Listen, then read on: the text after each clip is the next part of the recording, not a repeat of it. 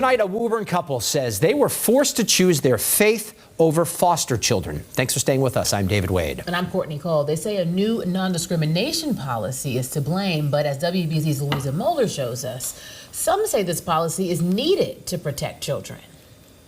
So we need to grab the jogger, which is right there.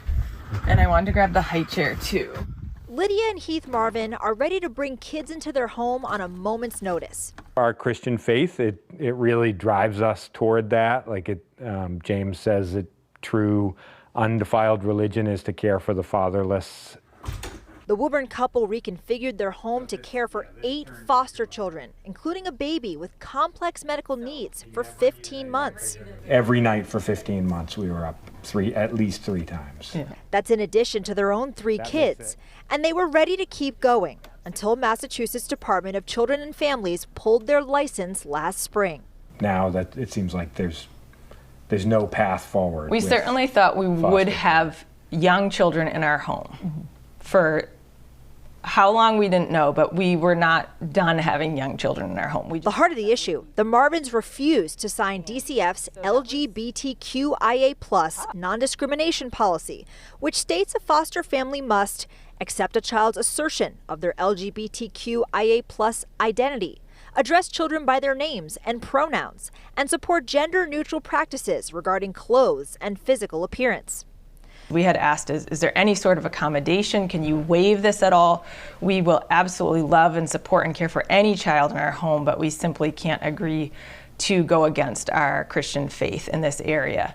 And we're ultimately told, no, you must sign the form as is, or else you will be delicensed. The Marvins are still considering their options, but 2 other Massachusetts Christian foster families filed a federal lawsuit against DCF in September, represented by the Massachusetts Family Institute and national group Alliance Defending Freedom. So there's a speech component and also a religious liberty component to the lawsuit. Just last week, the Trump administration sent Mass DCF a letter. It mentions the Marvins directly and says, quote, "These policies and developments are deeply troubling, clearly contrary to the purpose of child welfare programs and in direct violation of First Amendment protections." But LGBTQ+ advocates argue the non-discrimination policy is for kids. Massachusetts foster parents also receive a monthly stipend. The state has an obligation to children to make sure that they're safe and well protected. And foster parents, they're not parents, right?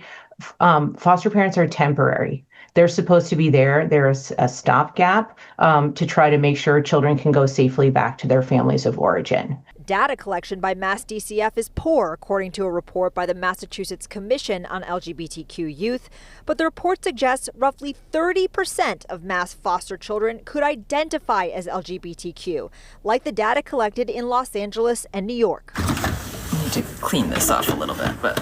The Marvins have not cared for any kids over the age of 4 and say DCF has been flexible about placements in the past. That's why they're hoping for a conversation. But what if you had a kid whose views about their own gender did not align with your religious beliefs? What would you guys do? We would love and care and support any child.